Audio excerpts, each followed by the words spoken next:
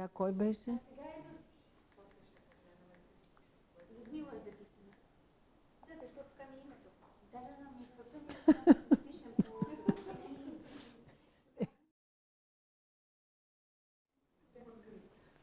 Добре. Къде е Венера? От тя има такава... Не се вижда. Виждате ли? Ето я. Ето я. Значи Слънцето изгрява. Тя изгрява след него. Значи тя е невидима в фаза на вечерница. Така и сега как е в прогресия.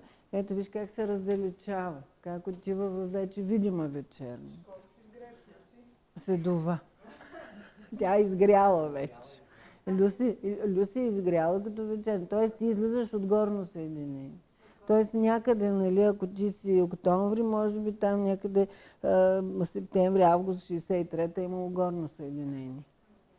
Тоест ако си погледнеш в ефемеридите 63-та, ще видиш горното съединение. Нали, Венера се е съединила горе.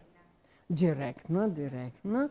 Съединила се директна и в момента почва да се разгъва към вечерница, бидейки тук на 9 градуса. В момента, който се е родила, е 9 градуса. Съответно много силна, защото е на трон във втори дом и на трон в Везни. Но невидима. Много силна, но невидима. Тоест, да отиваш към вечерница, т.е. все пак това е една опитна Венера, която е извървяла някакъв път, има голям потенциал и чака да го развие. И сега му е момент. Към вечерница. Сега. Значи разгъва горното съединение. Горно съединение, директна Венера, по средата на цикъла. Значи започва цикъла и от ретрото. Значи долното, това е долно. Започва нещо да се ражда.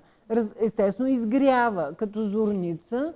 Вижда се и почва да се прибира към горно съединение. Минава половината цикъл. Цикъл е 19 месеца, по средата е някъде 8 месеца и половина.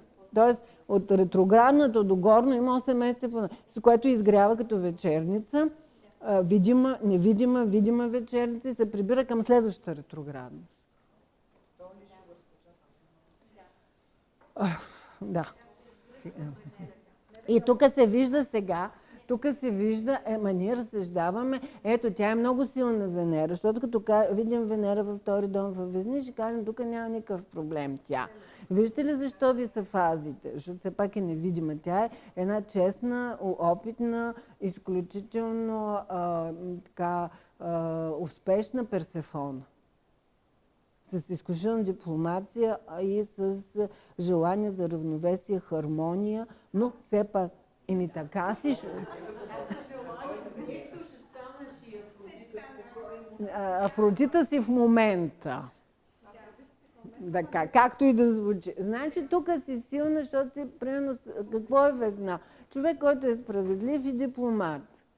Тя си е на трон си. Слънцето е на падение. Значи като Путин. Путин сам нищо не става в екип. Значи ти винаги искаш да си в екип.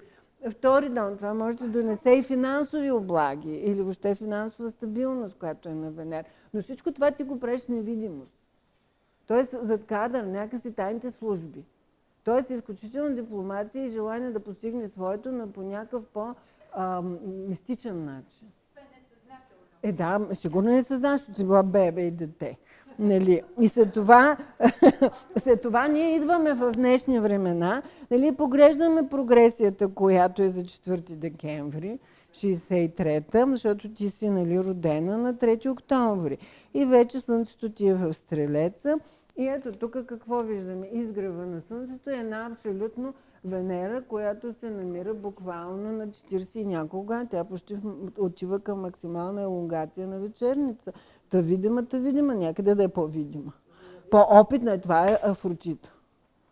Но сега опитай да се развиеш повече.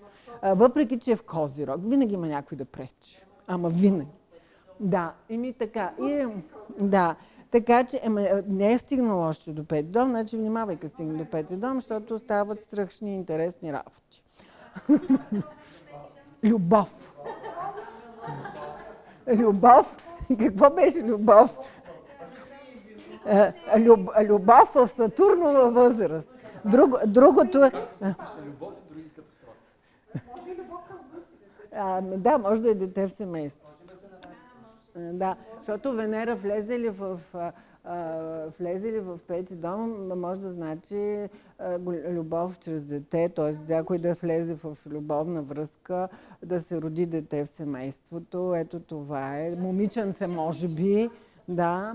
И въобще такива, които може да има общо с професията ти, т.е. тук това е любов. Да те наследи някой, точно. Нали? Тук може да си баба. В смисъл Венера, влизайки във вечерница, може да си докараш внучка, но може да си докараш и любов. Ами сега понякога се раждат по-артистични момчета. Може да е скулптор, архитект, Венера в Козирог. Значи, трудно е да се каже кои са половите, защото Венера, например, вие сте в женски знак, женска планета, трябва да е момиче.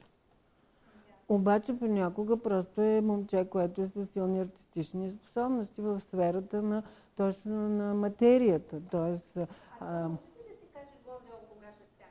когато Венера пресече пети дом,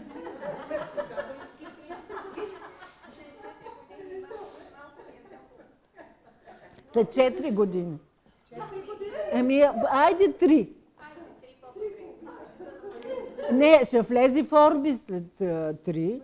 Еми ето вижте как почва да пресича. Ето с лунен възел даже, кармично, защото тя се движи така, той се движи така, те ще се срещнат. И това ще стане 28-29. Не. Това червенчко е съдбата. И то празната чаша. Тоест това е нещо, което ще почнеш да пълниш. Чрез любов, чрез внучка, чрез внук, нали, любов. И нова работа. Де сега зависи. Може новата работа да е творческа и да е, нали, баба. Да. Еми тук виж как ще го ризаш и ни съобщи, сме живи, здрави. Да, ето вижте как вечерницата никога не е късно. Да. Кой следващия?